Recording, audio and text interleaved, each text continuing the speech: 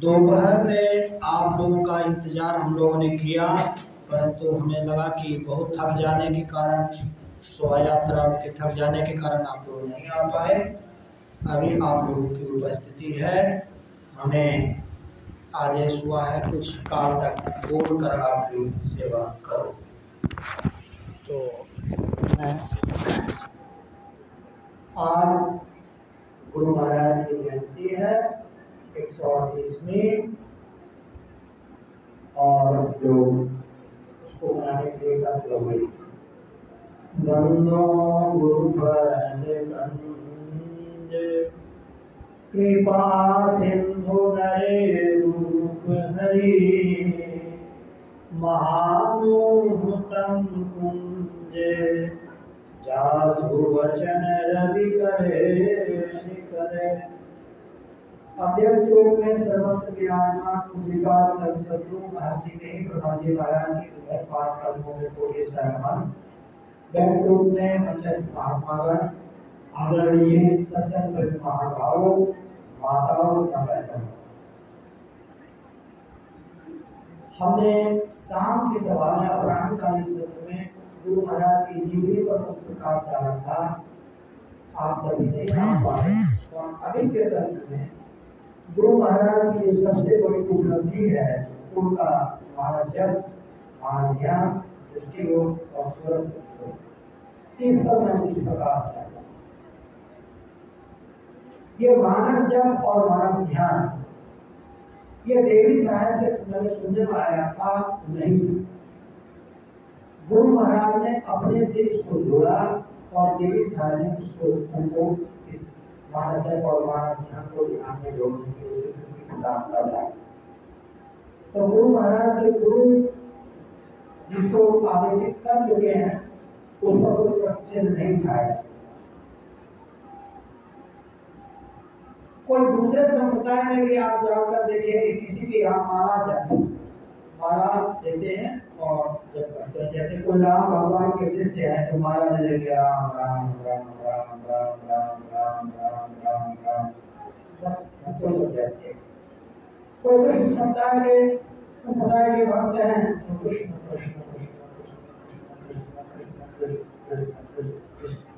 वो भक्तों देते रहते। और वो शैव भक्त हैं, शंकर भगवान के भक्त हैं, शिव शिव शिव शिव शिव शिव शिव शिव शिव शिव करते रहते। परंतु हम लोग को जो गुरु ने बताया है उसके हिसाब से जप करना होता है। तो मानव जप में अगर आप गृहस्थ हैं, पति बच्चों के साथ रहते हैं, तो मेरा कुछ अनुभव है क्योंकि मैंने बहुत वर्षों तक जप किया है, इसलिए जो अनुभव के आधार पर जो सीख सका वो आपके सामने रखता हूँ। कोई स्त्री है अपने पति के साथ रहती है, सीधे मानव जप करेगी तो हमारा अपने अंदाज है जो लगेगा, तो उस पर मेरे बहुत लंबे अनुभव कहते हैं उसको वाचिक जप करना चाहिए। अपने यहाँ जो जब दिया जाता है आह्वान मंत्र दीक्षा के समय दिया जाता है उसको बोलने की तो परंपरा है नहीं संयुक्त रूप से, वो मंत्र है। तो जिन्होंने दीक्षा ले लिया है उनको मंत्र अपना याद है, अपना कमरा बंद करके बहुत घंटों तक बोल कर जप करें। वाचिक जप मतलब जो हम जपे और दूसरा भी सुन सकता है। लेकिन कमरा बंद करेंगे तो कौन आपको सुनने के लिए बैठा है? कमरा बंद करके क्या कर रहे हैं इसको किससे मतलब बातें करते हैं। और उपांशु जप में आप ही बोलेंगे, आप ही सुनेंगे, दूसरा कोई नहीं सुनेगा। उपांशु जप और मानव जप में मन ही मन के होठों से जपना होता है। मानव जप में मन के होठों से मंत्र को जपना पड़ता है। तो अब सवाल है कि मानस जब सही हो इस स्थिति में हम कैसे आ सकते हैं, इसका उपाय क्या है? अब देखिए उसका उपाय क्या है, सुनाते। कोई बच्चा अभी क ठीक से नहीं लिखना सीखा है तो उसको ख में हाथ मत लगा, पहले क इधर पूरा पेट, इधर आधा पेट, लंबी डरी, ऊपर डरी, ये लिखना सीख जाए तब उसको ख की आदत लगवाए। शुरुआती बच्चे को पढ़ाया जाए। उसी तरीके से मेरा ये शोध करता है कि जिसको वाचिक जब सही सही नहीं आएगा उसका उपांशु जब सही सही नहीं लगेगा, और इसका उपांशु जब सही सही नहीं होगा उसका मानस जब भी नहीं होगा। लेकिन यहाँ ध्यान रखिएगा, कोई बड़े साधु महात्मा है, पुराने अनुभवी योगी हैं, उसके सामने बातचीत जब करना नहीं पड़ता। सीधे आप बैठेंगे, उनके चरण को प्रणाम कर दिए बैठ गए तो सीधे आपको मानव जन्म लग जाएगा। परंतु यदि आप घर पर कर रहे हैं, वहाँ कोई पुराने तपे योगी महात्मा नहीं है, तो आपको बातचीत से शुरू करना पड़ेगा। वहाँ सीधे मानव जन्म नहीं लगता। जहाँ परिवार में पति के साथ बैठे या बच्चे के साथ बैठे, वहाँ मानव जब सीधे नहीं होगा, क्योंकि वहाँ आपको गुरु जब कराने वाले हैं नहीं। तो वाचिक जप को पहले सिद्ध कर लीजिएगा। वाचिक जप यदि आप सही सही करें तब आपको उपांशु अपने आप होगा, मानस भी अपने आप। और उसके बाद जब ये जप को छोड़ेंगे आप, तो गुरु की मूर्ति का एक रूप का ध्यान करेंगे आप। तो एक रूप का जब आप ध्यान करेंगे तो गुरु की मूर्ति अगर ठीक से आपने जप किया है वाचिक, उपांशु और मानस, एक ही सही कीजिएगा तो दूसरा तीसरा अपने आप होने लगता है। जैसे कि मेहनत आपको वाचिक में करना, जैसे हम जब वाचिक जब क्या करते थे 8 घंटा 7 घंटा तक करते थे वाचिक, और दूसरा जो था ना वो रास्ता आप एक गेट मेन गेट को सही से खोलो तो दूसरा गेट फटफट अपने आप खुलने लगता है, उसको खोलना नहीं पड़ता। लेकिन एक गेट, पहला गेट का ताला सही से आप नहीं खोले तो दूसरा तीसरा नहीं खोलेगा। इसलिए पहले वाचिक जब को ठोस करने के लिए हम जो करते थे 7 से 8 घंटा तक बैठ के जपते थे वाचिक। उसके बाद आपको उपांशु अपने आप ऑटोमेटिकली स्पॉन्टेनियसली लगता है। फिर मानस जब तो रूपों का राजा है, ये जब अपने आप होने लगता है, इसकी मस्ती तो मानस जब अपने आप होने लगेगा आपको, तो मानस जब तो आह्वान मंत्र के आह्वान मंत्र है मानस जब का, तो गुरु प्रकट होते। अगर गुरु प्रकट नहीं हो रहे हैं तो आपके जप में कमी है। 8 घंटा 7 घंटा 900 तक करते हैं, एक को ठोस कर लिए तो दूसरे अपने आप ठोस होते हैं। अगर पहला आपका ठोस नहीं है तो दूसरा तीसरा का कोई गारंटी। फिर मानस जब 8 घंटा 7 घंटा आप कर लेंगे, गुरु महाराज प्रकट हो जाएंगे। उसको आप तलवार से काटिएगा तो कटेंगे नहीं, रिवॉल्वर चलाइएगा तो मरेंगे नहीं। वो तो मानस ध्यान में प्रकट है, तो शरीर लेके तो नहीं ना आए आपके पास। और वो जैसे 8 घंटा जब किए ना, वो माथा पर जब आ जाता है तो वो हटता ही नहीं है, उसको हटाना कठिन हो जाता है। गुरु महाराज प्रकट हो गए, उनको प्रणाम करें और कोशिश कीजिए उस रूप को भूल जाए। इसके आगे श्री गुरु पादना कमली गण ज्योति सुमिरत दिव्य दृष्टि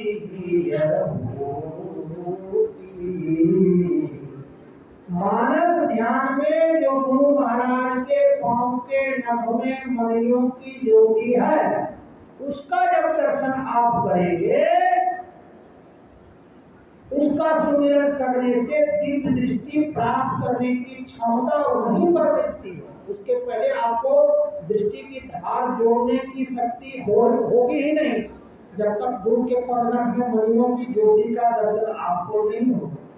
जैसे मानस ध्यान में गुरु महाराज के पांव के नख में मणियों की ज्योति का आपको दर्शन होगा, वहीं आपकी दृष्टि की धारें इतनी पवित्र हो जाएगी कि वो दोनों धारें जुड़ने की स्थिति में आने लग जाएगी। वहां से आपको दृष्टि योग करने की शक्ति मिली। अब है कि यहाँ तक पहुंचने में साधक को बहुत समय लगता है, परंतु इसका एक सीधा रास्ता है। एक बात मैं आपको बता देता हूँ, मान लिया जाए आप तो हरचंडी गांव में रहते हैं, आसपास में जो ही महात्मा है उसकी सेवा करके, अगर महात्मा में दोष होते हैं परंतु वो आपको नहीं देखता है, दोष है तो परमात्मा उसको दंडित करेगा। आप उसको महात्मा मान के पूजा करके ध्यान दीजिए। मुझे आशीषानंद बाबा थे बांका में, उम्र में हमसे 10 बरस छोटे थे, हमसे पढ़े लिखे भी कम थे। अगर हम ये तर्क कर देते ये तो हमसे कम पढ़े लिखे, हम क्यों ध्यान सीखेंगे, तब तो हम आज कुछ हो भी नहीं सकते। साधु के संदर्भ में ये तर्क मत कीजिए। आपको अपना काम बनाना है। साधु में दोष अगर है तो परमात्मा उसको दंडित करेगा, ये आपका विषय नहीं है। हम ये नहीं कहते कि साधु में दोष नहीं होता है। आप साधु की सेवा करके जिस व्यक्ति को, जैसे आप इस आश्रम में पारस बाबा रहते हैं, अमृतानंद बाबा भी आते हैं, इसी दो महात्मा की सेवा कर लीजिए। सेवा में सब आता है, झाड़ू मारना, जूठा बर्तन धोना, गुरु को प्रणाम कर लेना, प्रणाम निवेदित करके बैठ के ध्यान करना, ये सब सेवा। ध्यान भी एक सेवा होती है। अगर कोई शिष्य, किसी गुरु का शिष्य महाप्रतापी ध्यानी हो गया तो गुरु के लिए उसे शुक्र और पद होती है। तो गुरु या साधु की सेवा करने में तर्क वितर्क मत कीजिए कि साधु में ये दोष है, दोष हो सकता है, वो परमात्मा दंडित करेगा आप। हम आशीषानंद बाबा की सेवा 8 वर्ष तक किए। पहले मैं संसारी टाइप का आदमी था, संसारी क्रियाकलाप करता रहा था। उन्होंने डांट फटकार कर आदमी बनाया। हम जब कुटी से जाते थे तो हमको इधर उधर जाए तो बाबा रोने लग जाते थे, कहाँ भाग रहा है, हम तो इसको आदमी बना रहे हैं, संसारियों के बीच में भाग रहा है। तो गुरु ने, एक गुरु के हाथ पड़े और आज मैं आपके बीच में साधु की हूँ। उसी तरह से अपने क्षेत्र में जो ही महात्मा उसी की सेवा कर लीजिए। उनका कभी कपड़ा धो दिए, कभी आश्रम में झाड़ू मार दिए, कभी अन्न बनाकर खिला दिए, बाबा खुश हो गए। जो साधु को खुश करने जानता है वो परमात्मा को खुश करने जानता है, क्योंकि परमात्मा धरती पर यदि है तो वो साधु और संत की है। भजो साधु गुरु साधु गुरु साधु गुरु, भजो साधु गुरु। साधु जो कि गुरु है उसका भजन कीजिए। संत के बारे में, संत तो मिलते, संतों के गुरु महाराज थे अपने संप्रदाय में, और कोई संत नहीं थे, सबके सब साधु। तो साधु का भजन करो। साधु जो कि गुरु है उसका भजन करो। तो आपके यहाँ पर साधु कौन है? हम तो बांका से आए हैं, यहाँ जो रहते हैं वो पारस बाबा। तो यहाँ आप पारस बाबा की भक्ति की, यहाँ आप उसी की कीजिए। आप देखिएगा एक ही साधु से आपको कैसे हजारों। हम पर बांका में केवल एक आशीषानंद बाबा थे, 8 साल तक मैं उसकी सेवा किया। और हमको हर सत्संग में बुलाया जाता, हजारों महात्मा के दर्शन होते, उनका दर्शन प्रसन्न का मौका मिलता, उनकी सेवा का मौका मिलता। और सीखते सीखते एक साधु से आज हमको हजारों लाखों साधु मिलने लग गए। उसी तरह से एक बाबा पारस बाबा, इन्हीं की आप अपनी पूजा कीजिए, इसी से ध्यान सीखिए। इनको आप साधारण मत समझिए। ध्यान के क्षेत्र में जो आसपास के साधु है उसकी सेवा करके आप ध्यान कर लीजिए। फिर दृष्टि योग में जब दृष्टि की धारें मिलेगी उसका आनंद कहने लगेंगे ना। अगर हम सुना देंगे कुछ आनंद तो आपको धरती लोग का कोई भी आनंद अच्छा नहीं लगेगा, सारे आनंद को आप आत्मा बेकार लगेगा आपको। दृष्टि योग में जब दृष्टि की धारें आपस में मिलती हैं तो जीव उसमें दूरदर्शन तो होता ही है। पूरे धरती लोक पर कहाँ क्या है वो सब तो दिखने करेगा आपको, वो परमात्मा नहीं होगा, इसके उसमें ज्यादा माथा नहीं लगाना। एक बड़ी चीज जो हो जाती है, दृष्टि की धार मिलने पर चेतन आत्मा जीव स्थूल शरीर से निकलकर सूक्ष्म शरीर में प्रविष्ट कर जाता है। और उसका निर्वाण का जो पहला खंड है वो स्थूल लोक से निकलकर सूक्ष्म लोक में जैसे चले जाइएगा तो आप स्थूल शरीर में मुर्दा हो जाइएगा और सूक्ष्म शरीर में जाकर जिंदा हो जाइएगा। उस समय में साधक की स्थिति मृतक के समान शरीर हो जाता है। और जैसे यहाँ पर मुर्दा होकर के सूक्ष्म लोक में जिंदा होइएगा तो ये स्थूल लोक जो पूरा आप देख रहे हैं दृश्यमान जगत, इसमें आप चेतनात्मक रूप से, चेतन आत्मा के रूप से हर जगह व्याप्त हो जाएगा। परंतु वो आपकी आत्मा नहीं है, अभी आपने आत्म स्वरूप को प्राप्त नहीं किया है, अभी आपने चेतन आत्म स्वरूप को प्राप्त। चेतन आत्म स्वरूप जैसे हमारे आत्मा दृष्टि की धारें जुड़ी, वहां चेतना प्रविष्ट होकर स्थूल शरीर को छोड़कर सूक्ष्म शरीर में चले गई। उसके बाद आप ये जो क्षितिजल पावक गगन समीरा, ये जो पंचरत्न, ये जो जगत दिख रहा है 5 तत्वों से बना हुआ, इस सारे जमीन में, आसमान में, अंतरिक्ष में जहां तक दिख सकता है दृश्यमान जगत है, वहां आपकी चेतन आत्मा हर जगह व्याप्त हो जाएगी। मोटा मोटी एक चलता फिरता परमात्मा कह सकते हैं। परमात्मा तो चलता नहीं है, जो चलेगा फिरेगा। जैसे यहाँ से चलकर हम वहां गए, परमात्मा तो सर्वत्र है, जो सर्वत्र है ही है, यहाँ से वहां चलकर कैसे जाएगा वो? जैसे कि सर्वत्र मान लिया जाए कि हम इस पूरे घर में हमारी व्याप्ति है, जब पूरे घर में हम व्याप्ति है तो फिर हम चलेंगे कहाँ? हर जगह तो है ही है। परंतु चेतन आत्मा जब होती है, स्थूल शरीर में से सूक्ष्म शरीर में प्रविष्टिकरण होता है, तो वहां जीव चेतनात्मक रूप से हर जगह व्याप्त होता है, आत्मा रूप से नहीं व्याप्त होता। यह स्थिति जीव की वो स्थिति यह समान स्थिति से बहुत भिन्न होती है। तो दृष्टि योग और बहुत बोलना और दृष्टि योग को करना दोनों में अंतर है।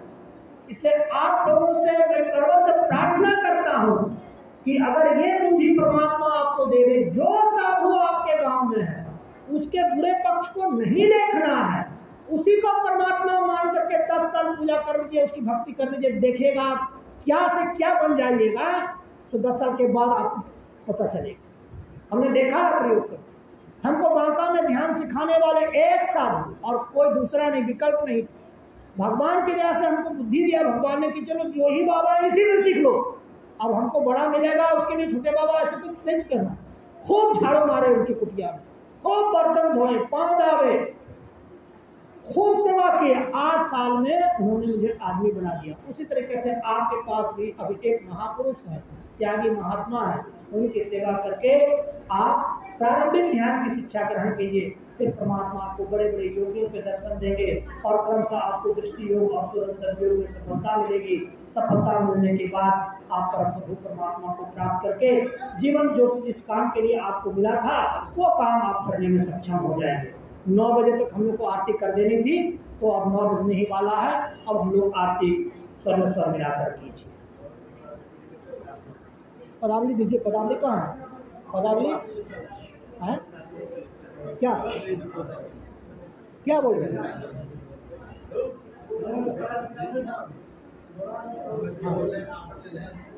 भोजन बना नहीं है, 5 किलो भाग है तो